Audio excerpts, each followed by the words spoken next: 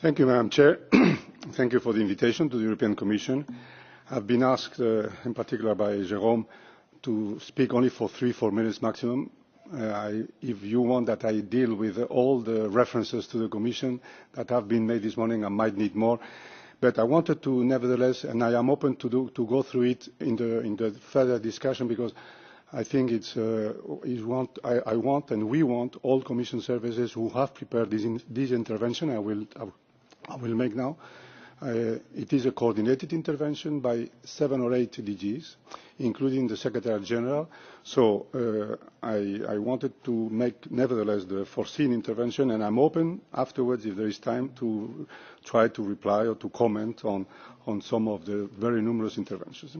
First of all, I would like to refer that, as it has already been communicated last December in the reply of the Commission to several national parliaments, reply which, by the way, has been signed by First Vice President Timmermans and my Commissioner, Elżbieta Bieńkowska. Both have signed this reply. The Commission has said that it is working and following closely the developments at national level in the framework of due diligence law, in particular, of course, the Modern Slavery Act of the UK, the French law, which, by the way, I've just got an email 1 hour ago by the French Secretary Permanent of the La Plateforme RSE, which has been published just today in the French official journal, which is good news, I have to say. And also we are following the Dutch national law on child labour, which is still being discussed between both chambers. We will follow even more closely the concrete implementation of these 2 or 3 national laws with the respective governments, and we will follow how the national companies which are under the scope of these laws are and will implement these national laws.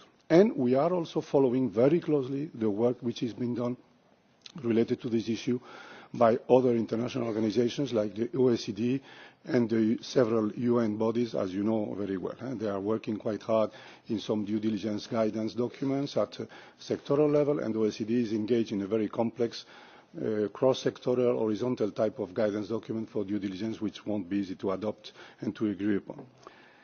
So the Commission is committed to help develop and to promote a common understanding of this due diligence issue and of the responsible business management in supply chains.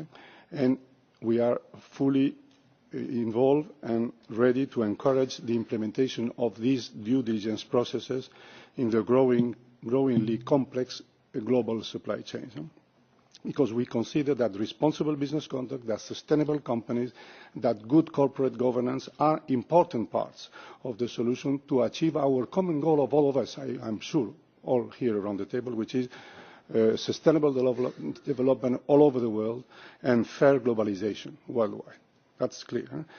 We don't accept, and we also consider that serious human rights violations, including breaches of fundamental principles and rights at work in global supply chain, should not be tolerated. And that's why we consider that effective, I insist in this word, due diligence practices, increase transparency, improve management of the different type of risks, including those related to workers' health and safety, as it happened in the Rana Plaza tragedy, and effective access to remedy, supported by strong public frameworks and by multi-stakeholder partnership, I insist in this concept, are important part of the efforts that we are doing ourselves, but also that should be done by all stakeholders to address the responsible management of supply chains. And that's why all these are nice words, you can tell me, you can tell us, but we are doing a lot of things in this process.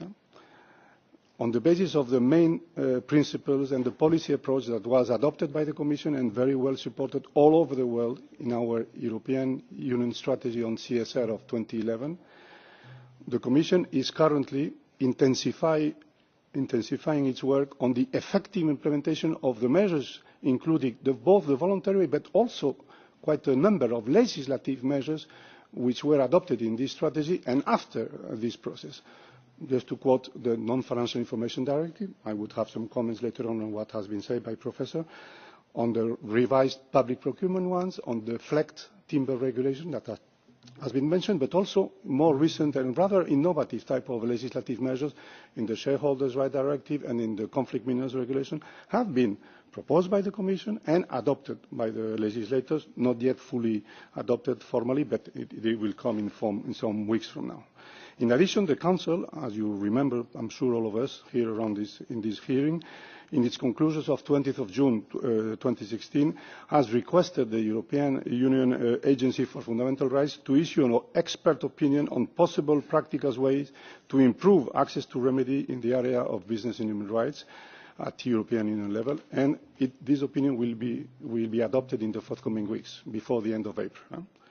The Commission is also following all the work in G7, G20, ILO, and so on. The Commission, in particular, it includes the contribution of the European Union budget to the G7 Vision Zero to address, which aims at reducing and preventing the number of workplaces, violations of human rights, deaths, and so on. And we are developing outreach and capacity building programs with ILO, with the OECD, in a number of emerging and developing countries to further promote responsible business conduct. So we are doing a lot of things. But more recently, there have been two important policy initiatives which have been adopted. The SDGs communication, the reply to the Commission to the UN SDGs agenda for 2030, and the Capital Markets Union midterm review.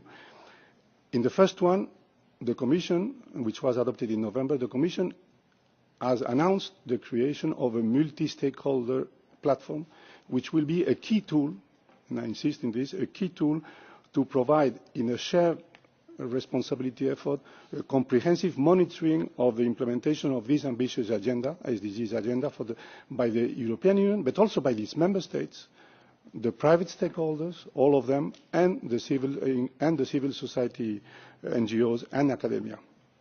This platform should and will develop and improve coordination and cooperation between all these public and private stakeholders for the implementation of EU legislation, of EU programs, of EU financial instruments, and of EU policy initiatives in the sustainability field. So it will be a key multi-stakeholder forum in which all these type of issues should be discussed and debated, and eventually with some proposals from this platform. Furthermore, in the other big initiative adopted last autumn, in the Capital Markets Union review, the Commission has set up a high-level expert group which will prepare recommendations for a reform to foster sustainable finance, which is a key element. The investors community have to contribute much more than until now, and they are ready to do so, to contribute to increase the demand for sustainability practices, for responsible business practices, via their investments in equity, in loans, in guarantees, whatever. So this will be an important effort which will be is ongoing already now, and which will issue those recommendations before the end of this year. The Commission, finally, will also contribute to the recently launched by President Juncker debate on the future of Europe, with concrete contributions, in particular, not only in this one, but in particular in the specific document on further harnessing globalization. We will probably focus on, in this contribution, all these issues related to sustainable development at global level. Finally, to finish, I just wanted to say that all these ongoing and forthcoming measures should and will contribute to scale up and speed up as much as possible. And we do recognize that there are not yet sufficient companies involved in this. There are not yet sufficient member states which have produced national plans on business and human rights. But we have to take all the measures, voluntary and legislative, which should contribute to scale up and speed up as much as possible the uptake of these responsible practices by companies, but not only by companies, also by public authorities, by consumers, by citizens at large. And this is a joint effort. It is not only to the Commission, to the Parliament, also. It is a joint, shared responsibility effort. And because we do think that to really provide credible and solid and sound contribution to this 2030 agenda, we must start by doing this. in each of our different remits of competence. That's pretty clear. So it will be a long journey, but I think it's worth engaging fully in it from all of us. Thank you very much.